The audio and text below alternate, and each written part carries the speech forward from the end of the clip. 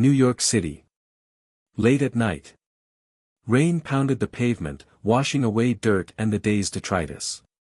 Water pooled in puddles, reflecting off neon signs that flashed in time with the bustle of the streets. A police siren sounded in the distance, a common soundtrack for this city. A lighter flared in an alley, illuminating the face of a tired man. He took a deep drag on his cigarette, squinted, and glanced out at the street. Jason Statham stepped out of the shadows.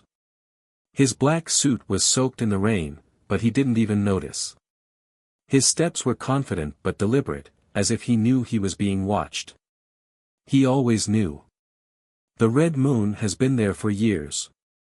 A place with a bad reputation, cheap whiskey, and a clientele that was either criminals or those who turned a blind eye to their own sins. Jason pauses in front of the door, hesitates for a second, then pushes it open. The place smells of alcohol, sweat, and something else, a mix of cheap cigars and cooking grease. Dear viewer, I think it's time to subscribe, like and click the bell, so you'll let me know if you like my stories and you'll always be the first to know when new videos are released. I took 5 seconds of your time, I apologize, you can continue watching. New York at night. A city that never sleeps, but always hides in the darkness. Raindrops drum on the roofs, flowing down peeling facades. The air is saturated with a mixture of smells of wet asphalt, exhaust fumes, and cheap coffee from 24-hour eateries. Yellow taxis scurry along the roads, their headlights catching the silhouettes of passers-by hurrying to take shelter under the canopies. Somewhere in the distance, the rumble of the subway can be heard, vibrating through the sidewalks. Here, every sound means something, and Jason Statham hears them all. He walks down a narrow alley, lit by a single lamp, the light of which barely penetrates the drizzle. His steps are clear, confident. Behind him is the Red Moon, ahead is the unknown, but he is used to it. Jason takes out his phone, turns it on. One missed call. The number is hidden. He hates it when people do that. What do you want? The voice is hoarse, tired. There's silence on the line. Then the sound of a drag, a light exhalation. You've been in the shadows for a long time, Jason. The voice is male, low, with a slight European accent. Jason stops. Who is this? Let's not play games. We both know that you can't just disappear. Not you. I don't know you. You're wrong. I know you better than you think. Jason is silent. Too many voices from the past, too many old enemies. Will we meet? The other man continues. No. It's late, a short laugh is heard, then beeps. Jason grits his teeth. He puts the phone away and looks around. The alley is empty. But the feeling that he is being watched does not leave him. He takes a few steps forward. Then he hears it. A soft rustling sound behind him. Jason whips around, drawing his gun. For a moment he thinks he sees movement on the roof of the building. A shadow? A person? It's hard to tell. He slows his breathing, listens. Water drips from the visor, a siren wails in the distance, a door slams somewhere. And silence. Too quiet. He walks on, but more slowly. His gaze takes in every detail, the broken display case to the left, the pile of trash against the wall, the gray van parked in the shadows. Something's wrong. Jason speeds up, exits the alley. The street is full of traffic, people, life. He ducks into the nearest cafe, sits down at a table by the window. A waitress approaches, young, dark-haired, wearing an apron stained with coffee. What would you like to order? Black, no sugar. I'll bring it to you right now. Jason pretends to look at his phone, but he's really watching the street. And he sees them. 2 of them. One is tall, in a long coat. The other is shorter, wearing a hood. They cross the street, walking slowly but purposefully.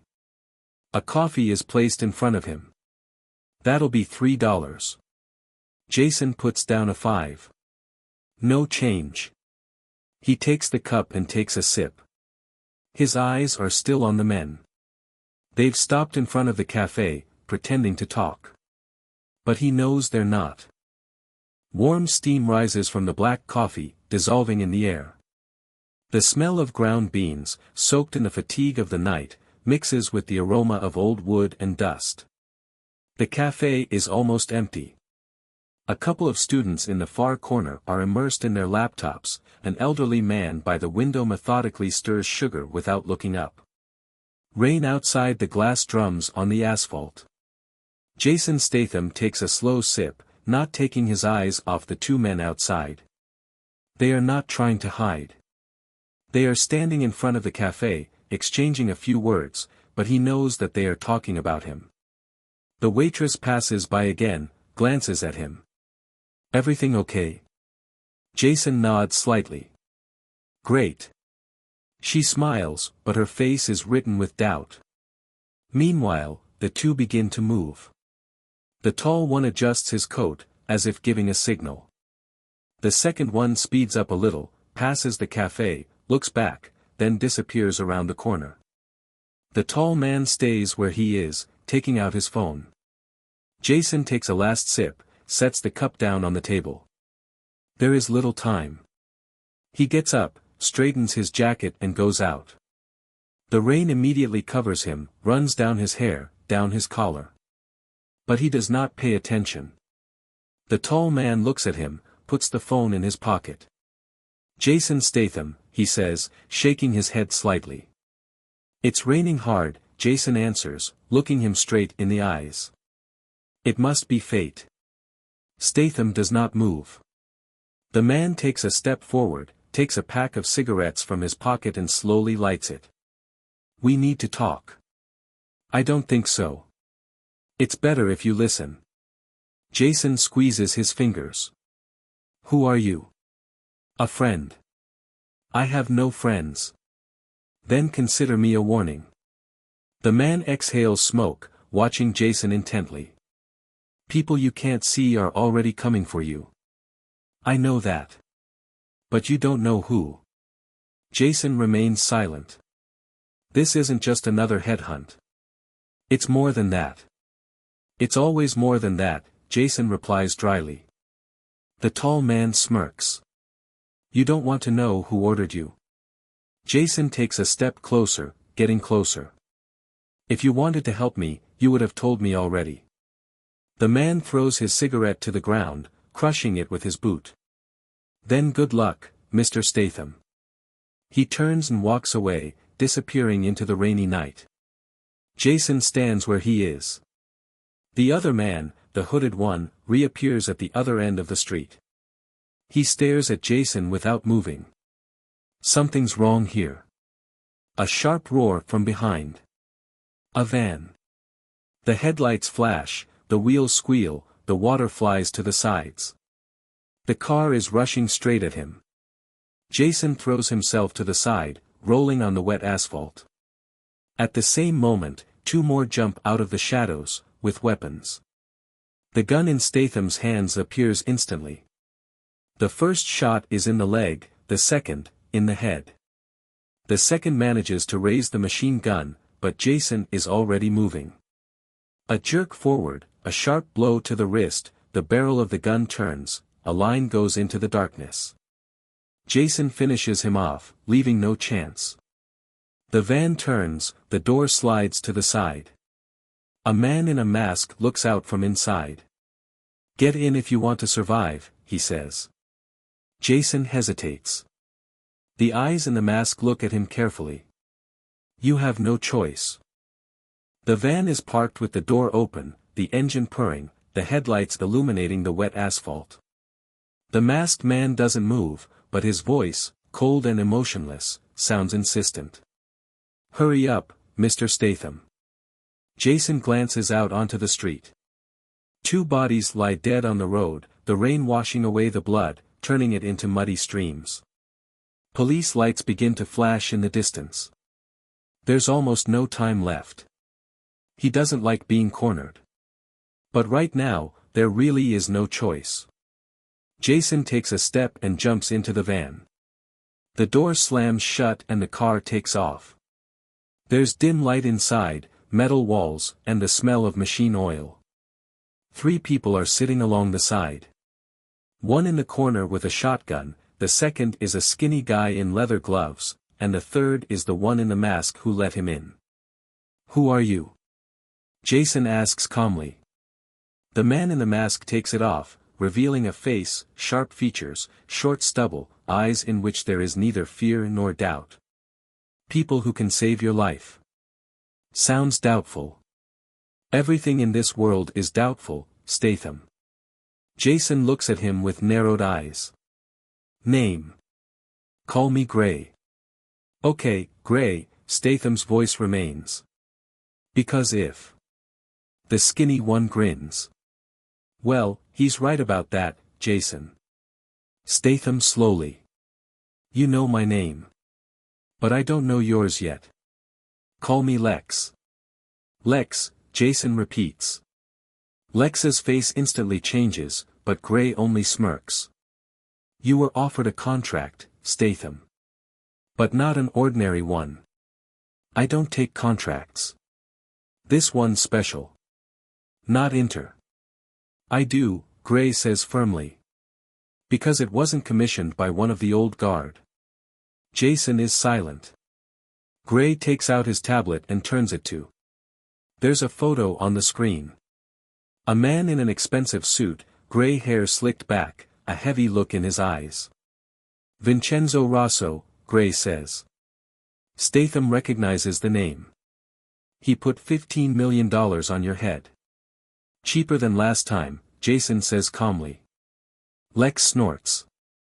"Still enough to make half the city yes." Gray continues. "Rosso isn't just another crime boss. He was part of the council years ago, but he left. Or, more accurately, he was forced to leave. Why? A mystery shrouded in darkness. He disappeared for 10. Jason peers at the photo. Why would he want to? Gray pauses. That's what you're about to find out. The van is re.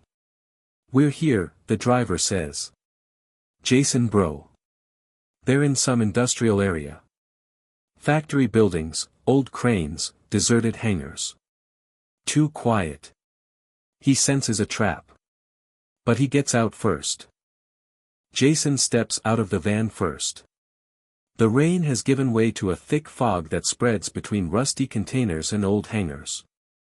The air smells of machine oil, wet metal, and something sour, barely perceptible. Gray and Lex follow him. The van they arrived in immediately drives away, disappearing into the night. There is no turning back now.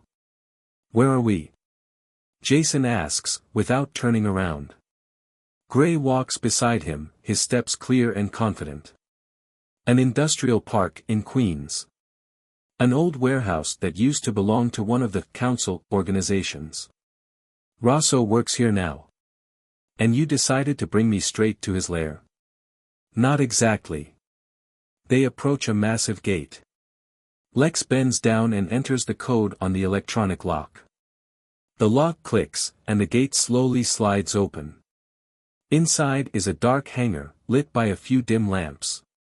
A desk, a few old monitors, metal boxes and a musty smell. Jason looks around. What is this? Gray walks up to the desk, sits down on an old chair and points at the screen. This is our little surveillance station. The monitors show footage from surveillance cameras. Several streets, a parking lot, corridors inside some building. Rosso likes to hide, but we have his trail. And? Gray takes a tablet out of the drawer, scrolls through the file. He has a closed meeting tonight. The location is the Penryn Hotel. Entry is strictly by. Jason frowns. We don't know yet. But there will be influential people there. Lex, who has been silent all this time, grins. Are you thinking the same thing I'm thinking? Jason turns to him. You don't know what I'm thinking. Lex's grin widens. We need to get inside, right? Jason doesn't answer, but Gray nods. Yeah. It's the only way to figure out what Rosso wants. Statham looks at the monitors. If this is a closed meeting, how are we going to get in? Gray places the briefcase in front of him and opens it. Inside, there's AD. You'll walk in as one of them. Jason looks at the contents of the briefcase. What if they recognize me? Lex laughs. That's the whole point, Jason. Gray stands up, putting his hand on the table. Time is short.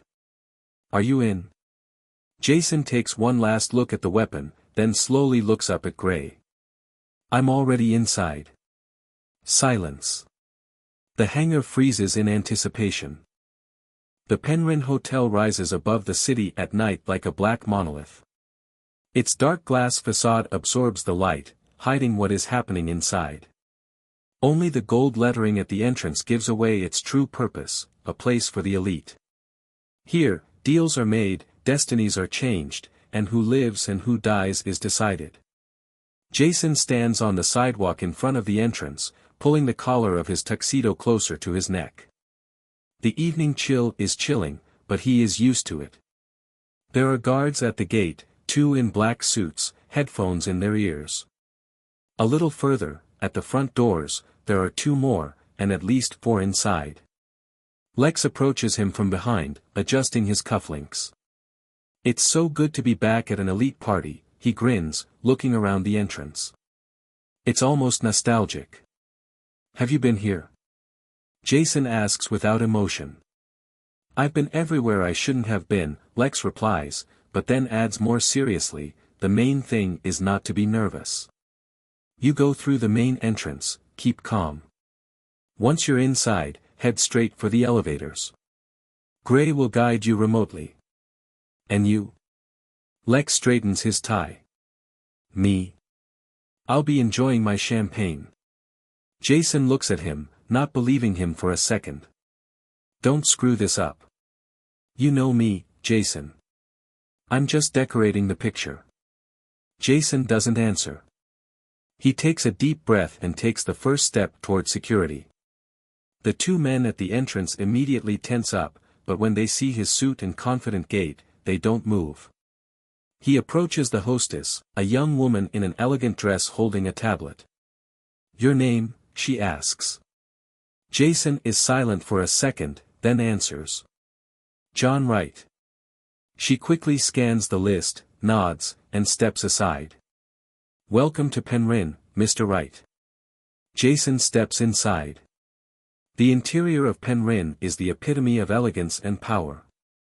The white marble floor reflects the light from a huge chandelier, the walls are decorated with old masters, and the air is filled with the aroma of expensive cigars and whiskey.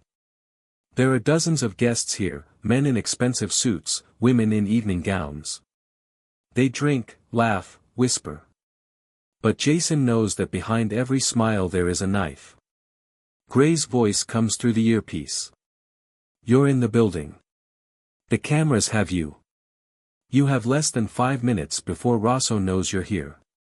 Where is he? On the top floor. Jason heads for the elevators, but suddenly someone calls out to him. Mr. Statham. He turns around.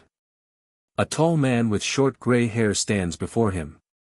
His suit fits perfectly, his gaze is sharp, his hands are relaxed but ready for action.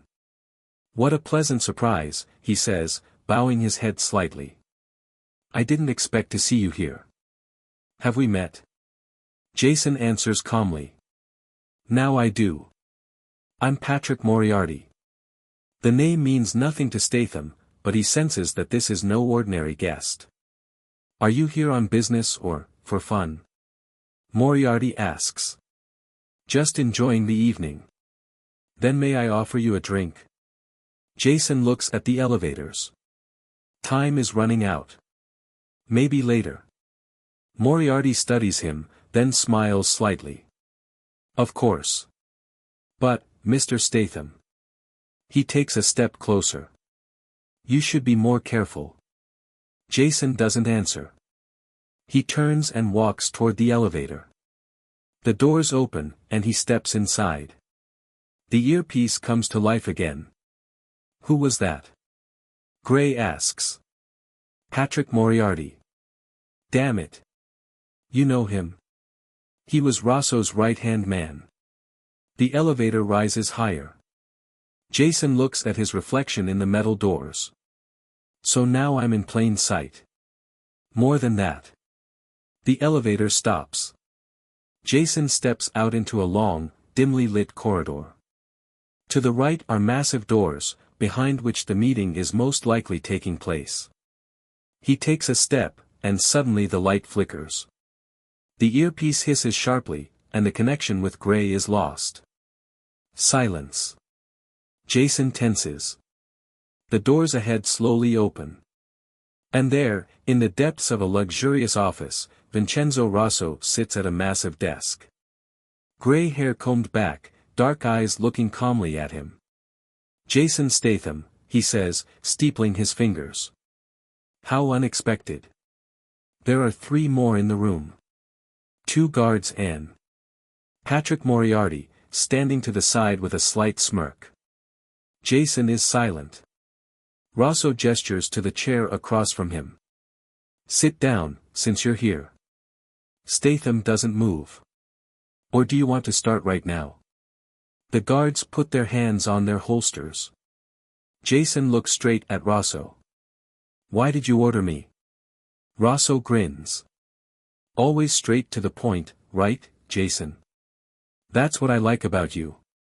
He stands up, slowly walking closer. You know how this world works. The old rules crumble, and the new ones haven't been established yet. Your departure left a vacuum. Someone has to fill it. I'm not part of this world.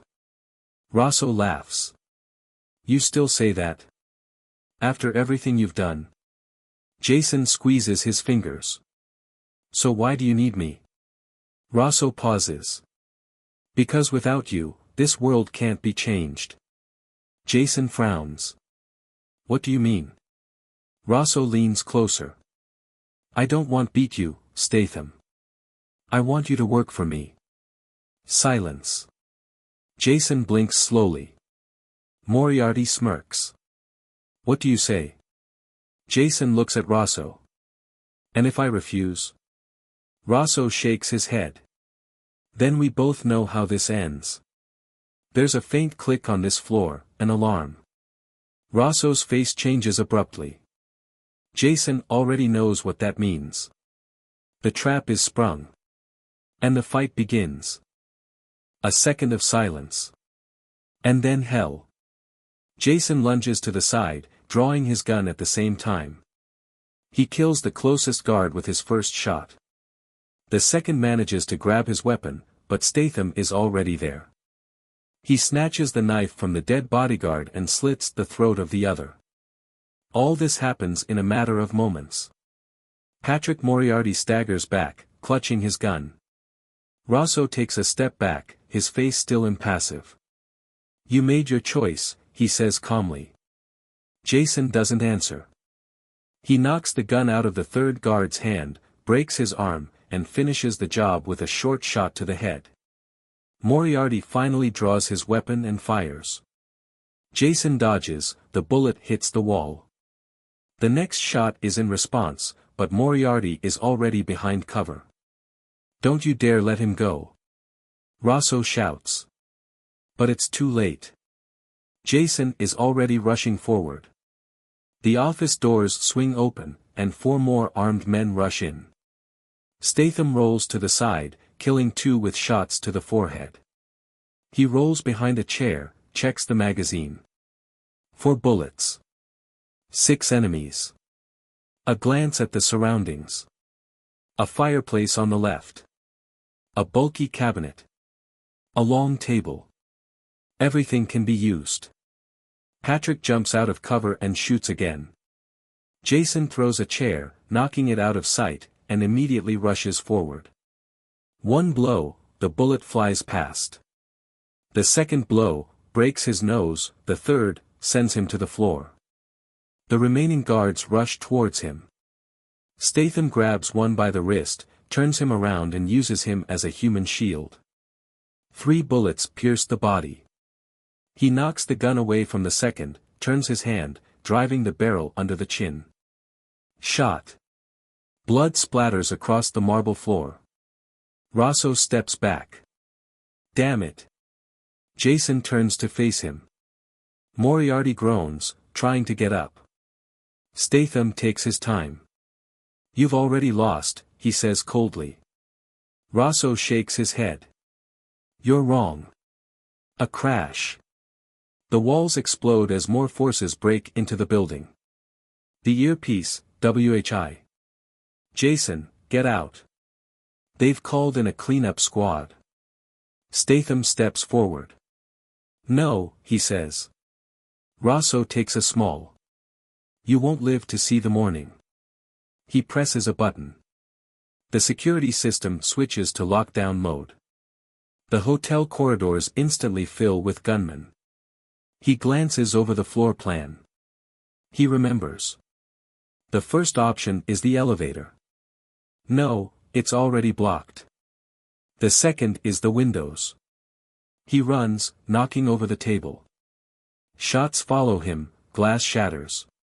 Turn. Dark hall. Poo. Bottle. Next enemy P. The ammo runs out.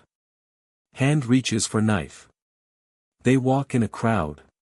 First, ripped open belly. Second, slit throat. Third gets knife. Statham breathes heavily. He looks around. An open balcony behind. Exit. He runs. The last 2 enemies block the way. Turn, leg breaks knee of one, the second sends second down. Jason grabs chair. Breaks glass. And jumps. Wind in face.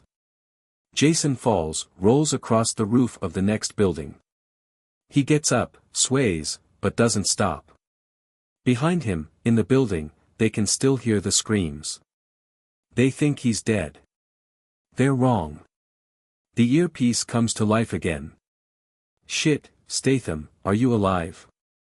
For now, he replies, breathing heavily. We're picking you up. In 5 minutes. Make it 3. He runs across the roof, jumping the span.